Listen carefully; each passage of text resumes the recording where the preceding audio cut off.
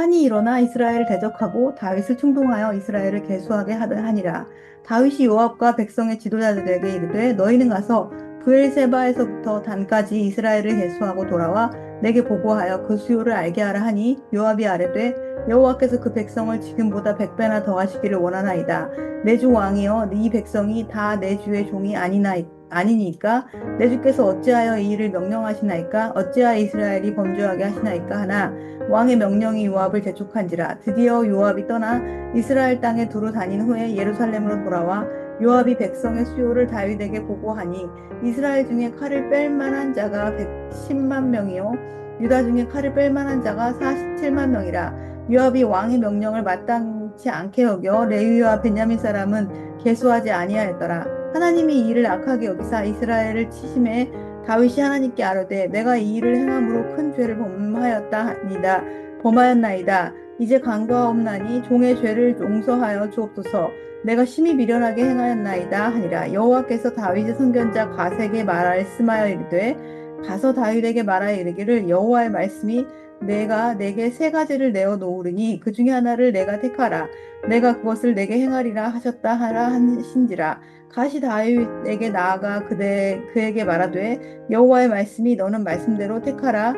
혹 3년 기근이든지 혹 내가 석 달을 적군에게 패하여 적군의 칼에 쫓길 일이 있든지 혹 여호와의 칼 곧 전염병이 사흘 동안 이 땅에 유행하여 여호와의 천사가 이스라엘 온 지경을 멸할 일이 있든지라 고 하셨나니 내가 무슨 말을 나로 보내신 이에게 대답할지를 결정하소서 하니 다윗이 가세에게 이르되 내가 공경에 빠졌도다. 여호와께서 긍휼이 심히 크시니 내가 그의 손에 빠지고 사람의 손에 빠지지 아니하기를 원하나이다 하는지라.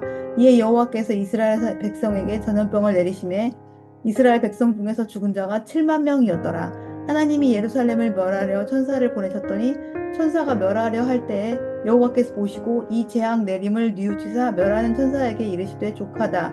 이제는 내 손을 거두라 하시니 그때 여호와의 천사가 여부스 사람 오르난의 타작 마당 곁에 선지라. 다윗의 눈을 들어 보매 여호와의 천사가 천지 사이에 섰고 칼을 빼어 손에 들고 예루살렘 하늘을 향하여 편지라. 다윗이 장로들과 더불어 굵은 배를 입고 얼굴을 땅에 대고 엎드려 하나님께 아뢰되 명령하여 백성을 계수하게 한 자가 내가 아니니까 범죄하고 악을 행한 자는 곧 나니이다.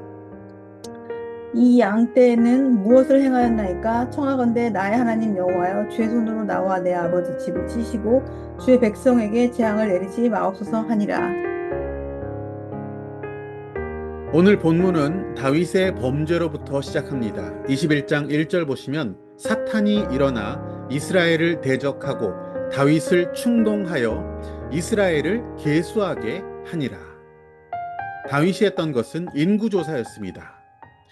이것은 하나님의 뜻이 아니라 사탄이 다윗을 충동했기 때문에 벌어진 것이었죠. 왕이 백성의 숫자를 센다는 것, 인구조사한다는 것, 이게 뭐가 그렇게 잘못된 일입니까? 고대 근동 지역의 문화적 인식 속에는 뭔가 센다라고 하는 행위는 그것에 대한 소유권, 통제권을 가진 자만이 가능한 일이었고 이것의 주인이 나다라는 의미를 갖는 행위가 무엇을 세는 행위였다라고 합니다.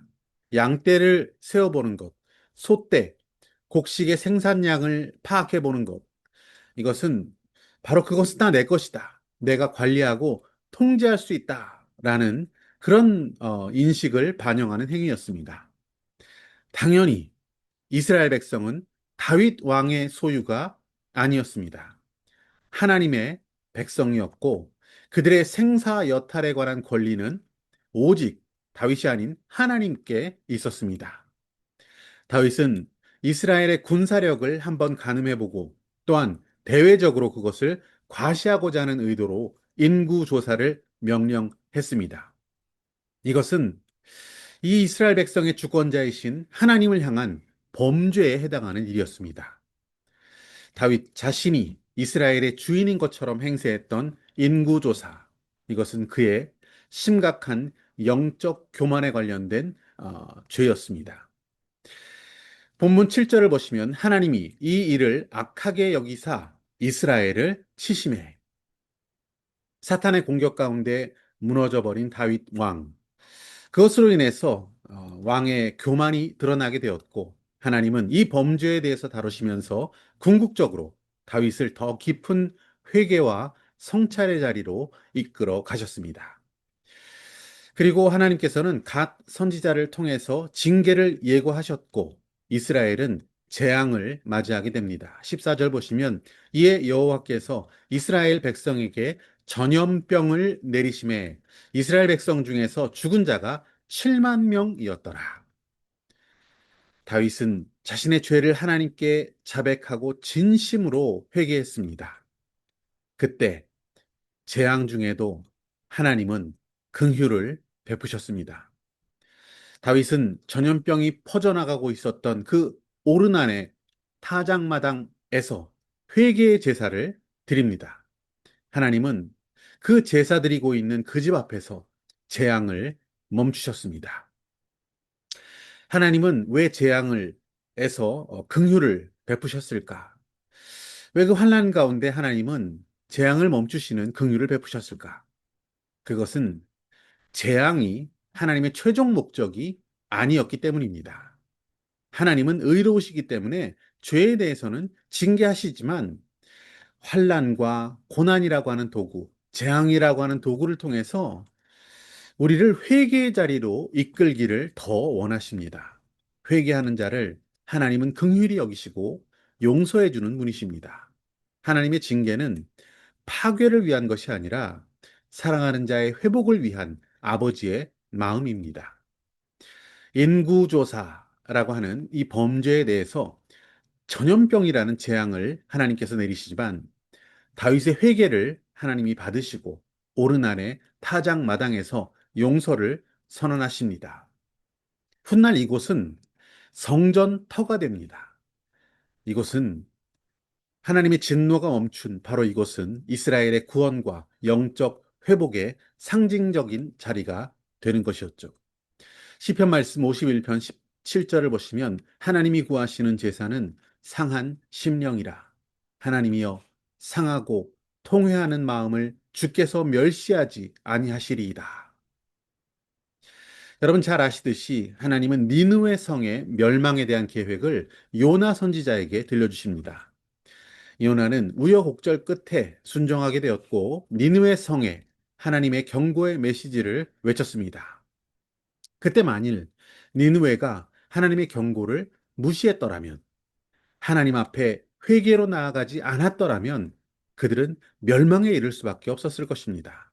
하지만 금식하고 제 위에 앉아 회개하는 니느웨 백성들의 모습을 보시고 하나님은 그 땅에 예고되었던 재앙을 내리지 않으셨습니다. 요나 말씀 3장 10절을 보시면 하나님이 그들이 행한 것, 곧 그 악한 길에서 돌이킴을 보시고 뜻을 돌이키사 그들에게 내리리라 하신 재앙을 내리지 아니하시니라. 하나님 징계의 목적은 회개와 회복을 통한 용서입니다. 요한계시록 말씀 3장 19절은 그런 하나님의 성정을 매우 잘 드러내고 있습니다.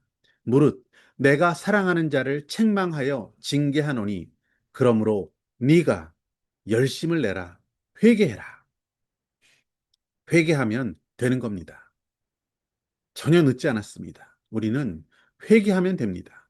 야고보서 말씀 4장 8절 말씀에 따르면 너희는 손을 깨끗이 하라.